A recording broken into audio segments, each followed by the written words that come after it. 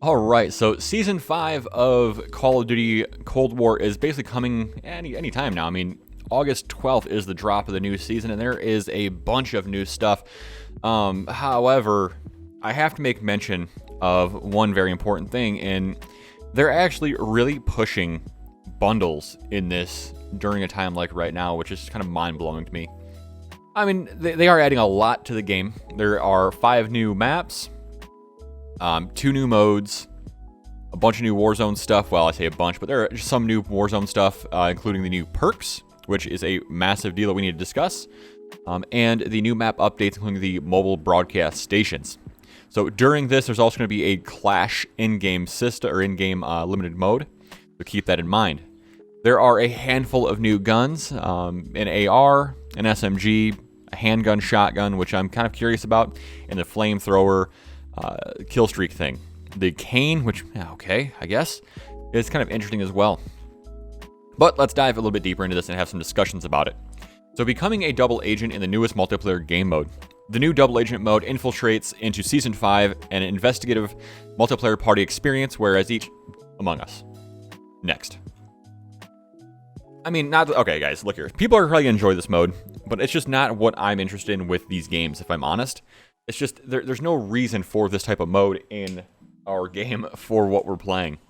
Obviously, in these modes, voice chat is going to be encouraged here because we want to have long discussions about you're the undercover agent imposter. You're the undercover agent imposter. You know what I'm saying? You get what I'm saying here.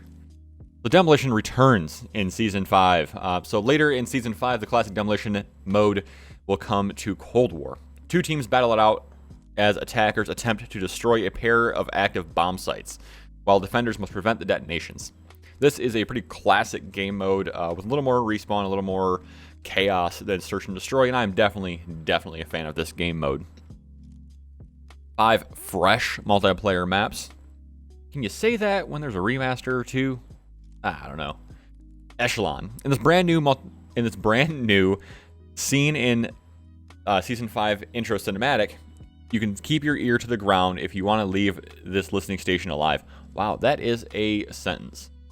Set at Truffelsburg, also known as Devil's Mountain in Berlin, Echelon sees operators fighting through the rain and ash in the aftermath of Perseus' latest operation. From either infiltration point, you will fight to control the central control room inside the main dome, a natural hotbed for combat that gets even hotter in objective game modes. This NATO compound was particularly blown to pieces during the attack. Partially blown to pieces during the attack. So mind the gaps in the roofs unless you're planning to plunge into plateau below. So don't fall. Slums. Take to the streets and fight through 3-lane vintage map, which rounds out 3 multiplayer maps in Cold War's Season 5 launch. So if you have not played Slums, it is a Black Ops 2 map. This map is my absolute favorite map from Black Ops 2. So I'm really excited to have this map coming to Cold War. I'm planning to play a little more Cold War with this map in mind. Showroom. I am actually really excited for this. So is my girlfriend. She's really excited for the gunfight maps and 3v3 maps. So Face Off has been kind of neglected here and there, but then it gets really, really cool releases. So it's really nice to see that this is happening. All sales are final in the small-scale map built for gunfight and face-off variants. Showroom is set in the cordoned-off Stacks Emporium within the long-abandoned mall in the New Jersey Pines. So if you're familiar with Pines, you'll be familiar with this map. So keep that in mind. I love Pines. That's one of our favorite maps. The Drive-In. Shortly after Season 5 launch window, get your popcorn ready to return to The Drive-In, a cult classic from the original Black Ops. Set in a movie drive-in and out in an abandoned Midwestern United States town. Dude, pumped. And Zoo. So Zoo makes a return as well. All right, so the discussion I want to have really quickly, guys, actually is going to be, I think that they had intended on Cold War being Battlefield Portal, essentially. And this is kind of where we ended up. There's a bunch of the best of Black Ops in this game, but there is not best of Modern Warfare in this game. So I think we're going to see in the next couple iterations that the Vanguard is going to pop out on this season. Because if you look at the end of the trailer, it says Vanguard is coming or something like that up here. Whoever said that on Twitter, If I can find that again, I'll definitely give you credit for that. But that's what's being said about this new season intro and graphics and things like that. So the flamethrower is coming to Cold War. This is a low-cost skill streak, or streak, whatever you want to call it, a ranged incendiary device that is lost upon death, much like the combat bow, handgun, and things like that. However, it seems like if this does come to Warzone eventually, this actually might be a really interesting perk to use to clear out house campers. And I hope to see this score streak in Warzone and get rid of the stupid sentry gun. That's just all I'm asking. New perk, field upgrade support weapon for zombies. We're not much of a zombies channel, unfortunately, but if you're interested in that, we can definitely cover that. If you guys want, just go ahead and comment down below. We can do a separate one for zombies. So as far as Warzone content goes, there's a few major things we need to have discussions about, which is the new perks, as well as the anti-cheat system, which is still kind of quiet.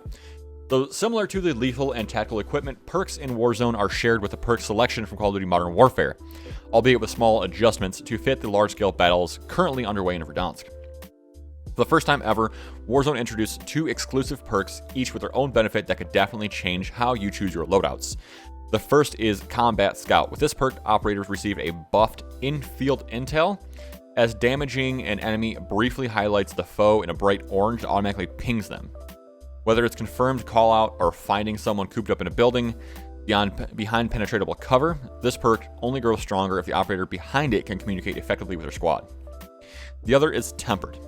Tempered, which looks to fundamentally change armor values within Warzone. When an operator is under the effects of Tempered, their armor plates are heavier and more reinforced. Only 2 of them are needed for an operator to be considered fully plated, compared to the standard 3. In other words, Tempered allows each armor plate to absorb 75 points of damage instead of 50, but an operator will only be able to wear 2 at a time instead of 3. This unique change also comes at sacrifice your perk 2 slot. So choose your perk setup wisely before bulking up with these plates. Honestly, I don't see this being effective with the availability of plates. This just seems like a wasted perk. Combat Scout, I definitely could see being used here and there as like a recon role. But even with that being said, I mean, are we just going to let these hackers really have even more information, that much easier information? I understand they have hitbox, things like that, like they can see us, but it's just, I don't know, man. It seems like a weird perk to add at a time like this with the hacker issue at its absolute high. So the new points of interest include the mobile broadcast stations and a redacted space. To help Stitch and Perseus bring about a new world order, this network of clandestine entities has developed and deployed To help Stitch and Perseus bring about a new world order, this network of clandestine entities has deployed mobile broadcast stations to boost the number signal all around Verdansk. As the name suggests, these mobile stations can be placed in a variety of locations in Verdansk, differing from match to match to keep one area from being signal boosted by the rewards they offer. See what they're all about by going closer to them, and be sure to keep your head and tune out the broadcast each one admits. NATO is aware of these recent Perseus efforts and decided to, redacted, operators should look for blank when it arrives on blank within Verdansk as a highly important blank. The new gulag is Rush, which could be interesting. It's kind of a small map for that. Hopefully it's symmetrical. At the start of each season, the gulag sees a updated format as it converts into classic Black Ops 2 map, Rush. Specifically comprised of the main speedball arena, Rush should feel at home for paintball fiends who know how to dart from cover to cover towards their enemy. Clash will debut in season. A spiritual successor to Warzone Rumble is ready to bring 50v50 player back to Verdansk in Season 5. Featuring select areas around Verdansk, Clash pits quads against each other in an unlimited spawn rematch. So this is basically Kill Slayer. This is what I'm seeing here. The red doors grow unstable. Whatever broadcast Perseus is set up is causing the red doors to become more volatile than ever before, as operators are now reporting blank in their post-mission briefings. Beware of these doors sending you to locations other than the main room we all thought is lone destination. And above all, keep your head. This event may also have something to do with the mobile broadcast station around Verdansk. But at this time, we can... So it basically sounds like the red doors may put you in weird different spots. Kind of not totally surprised there that they are going to make those a little more unstable. So they might not necessarily be worth going into, it sounds like, at this point. So the discussion also that we need to kind of have is Vanguard, I think, is a futuristic type of unit. And if we look at Stryker, he definitely has that 80s future vibe going on. And really curious to see, because I think that this guy right here is going to play a big part in Vanguard being potentially a time travel type thing. So just kind of keep that in mind. There are 3 new operators, Kitsune, Stryker, and Hudson. But, you know, I'm not buying these, so let's keep going.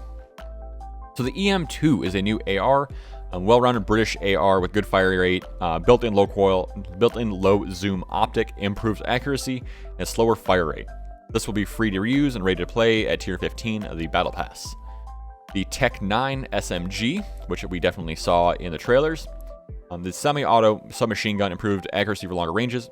It's a Tec-9. And slow recoil and fire. So the whole thing with this gun is that it's supposed to be decent up close because it's absolutely garbage and the sights are terrible. And okay, I guess that's what we're doing here. Cane. This is a launch weapon, melee weapon. Just kind of, I mean, a dark ether cane might look kind of cool. People will do that.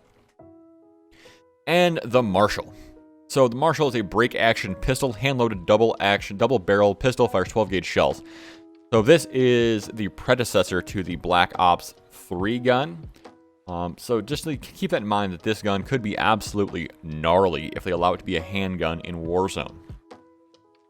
New prestige levels. And that's about it for the Season 5 roadmap. If you guys found this video interesting, give it a like. If you like me, give me a subscribe. Have a good one, guys. I'll see you around.